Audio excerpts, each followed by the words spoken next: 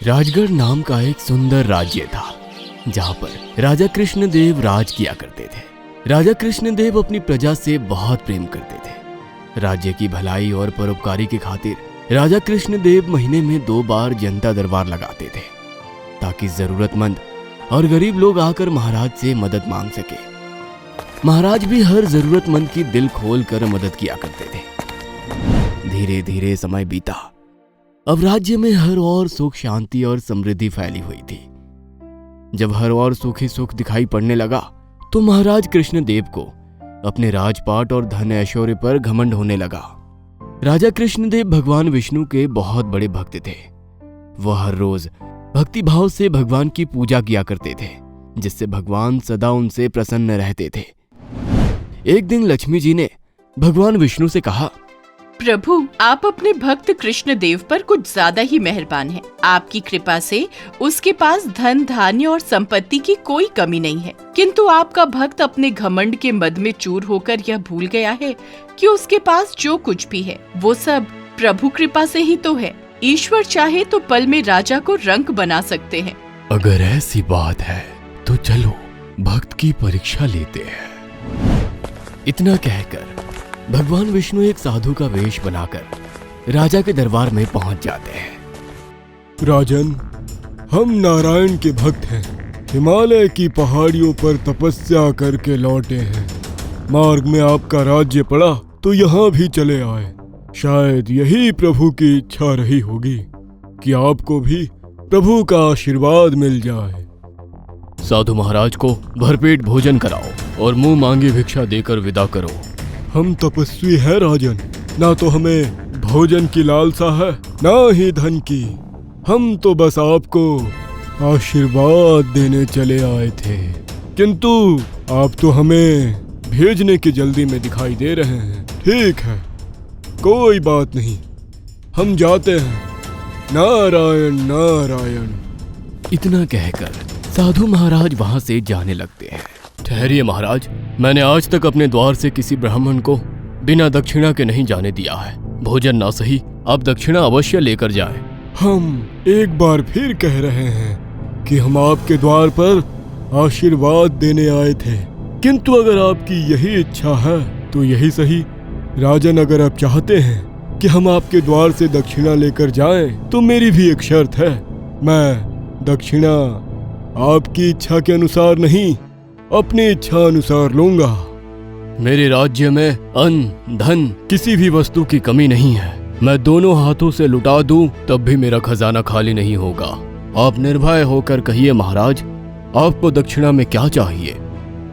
राजन, दक्षिणा के रूप में आप मुझे 1 रुपया दीजिए। मैं आने वाले 40 दिनों के लिए आपके राज्य में ही रहूंगा और हर रोज आकर अपनी दक्षिणा लेकर जाऊंगा, किंतु नियम बस यही रहेगा कि हर आने वाले दिन को मैं पिछले दिन से दुगनी राशि लूंगा। बोलो, दे पाओगे? बस इतनी सी बात। हमने आपको जुबान दी है महाराज, आपका जब तक दिल करे आप यहाँ प्रवास करिए और हर रोज आकर इच्छा अनुरूप दक्षिणा लेकर जाइए। राजा की बात सुनकर साधु प्रसन्न हो जाता है। महाराज कृष्णदेव पहले दिन की दक्षिणा के रूप में साधु को 1 रुपया दे देते हैं। साधु भी अपना 1 रुपया लेकर माथे से लगाकर वहां से चला जाता है।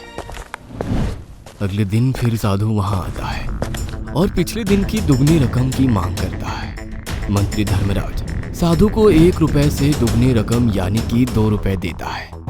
साधु भी 2 रुपये लेकर नारायण नारायण करता वहां से चला जाता है। तीसरे दिन फिर साधु आता है। इस बार वो 4 रुपए लेकर वहां से चला जाता है। इसी तरह साधु 4 के बाद 8 रुपए, फिर 16, फिर 32। इसी तरह हर रोज आकर अपनी दक्षिणा लेता और लौट जाता। धीरे धीरे पूरे 26 दिन बीत जाते हैं, पर एक दिन मंत्री और कोषाध्यक्ष घबराते हुए राजा के पास जाते हैं। महाराज कुछ कीजिए, थोड़ी देर में साधु महाराज आते ही होंगे। आज उनका सामना करने का सामर्थ्य हमारे अंदर नहीं है। साधु महाराज के आने से आप दोनों इतने चिंतित क्यों हैं? क्या बात है, खुलकर कहिए। महाराज, साधु आकर अपनी दक्षिणा मांगेंगे और फिर हम उनकी दक्षिणा देने में समर्थ नहीं है। अगर आज हमने उन्हें दक्षिणा दे दी तो राज्य का शाही खजाना खाली हो जाएगा और हमारे भूखे मरने की नौबत आ जाएगी। मंत्री, ये कैसी बातें कर रहे हैं आप? हमारे भंडार में तो इतना धन भरा है कि आने वाली 4 पुश्ते बिना कुछ किए बैठकर ही खा सकते हैं, और आप कह रहे हैं साधु को देने के लिए हमारे पास धन ही नहीं है। गुस्ताखी माफ हो महाराज, किंतु आपने साधु महाराज की शर्त को शायद ध्यान से नहीं सुना। उन्होंने कहा था कि वो हर आने वाले दिन में पिछले दिन से दुगना धन दक्षिणा रूप में लेंगे। इस तरह पहले दिन 1 रुपया, दूसरे दिन 2 रुपया, तीसरे दिन 4, चौथे दिन 8, 5वें दिन 16, छठे दिन 32, 8वें दिन 128। इसी तरह हर आने वाले दिन में साधु हमसे दुगनी रकम लेता रहा। इस तरह आज 28वें दिन में हमें बाबा को 13,42,70,000 रुपए देने हैं। पिछले दिनों की दक्षिणा लेने के बाद अब शाही खजाने में केवल 5 करोड़ ही बचे हैं। अब आप ही बताइए महाराज, हम 13 करोड़ की रकम कहाँ से लाएंगे? हमने तो सोचा था साधु बाबा ने बड़ी छोटी सी दक्षिणा मांगी है, 1 रुपए में होता क्या है, लेकिन हमने तो ये सोचा ही नहीं कि 40वें दिन पहुँचते पहुँचते ये राशि कितनी गुना हो जाएगी। महाराज, आपने साधु महाराज को वचन दिया था, वे आपके वचन से बंधे हैं। अगर आप उनसे प्रार्थना करें तो शायद वे अपनी 40 दिन की दक्षिणा छोड़कर यहाँ से लौट जाएं। ये तो बड़े संकट की बात है महामंत्री।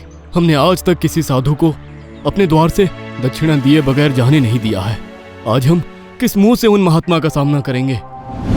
राजा चिंतित स्वर में अपने मंत्रियों के साथ चर्चा कर ही रहे थे कि तभी वहां साधु महाराज आ जाते हैं। नारायण नारायण, मेरी दक्षिणा तैयार है ना राजन? महाराज, हमें क्षमा कीजिए, किंतु आपको दे सकूं इतना धन हमारे खजाने में नहीं है। हमारा शाही खजाना खाली हो गया है, हमारा राज्य कंगाल हो गया है महाराज। ये आप क्या कह रहे हैं राजन? आप तो कह रहे थे कि आप अपने द्वार से कभी साधु को खाली नहीं लौटाते, तो क्या आप हमें खाली हाथ ही लौटा देंगे? हम हाथ जोड़कर आपसे क्षमा मांगते हैं महाराज, बाद में आप हमारे राज्य को श्राप मत दीजिएगा।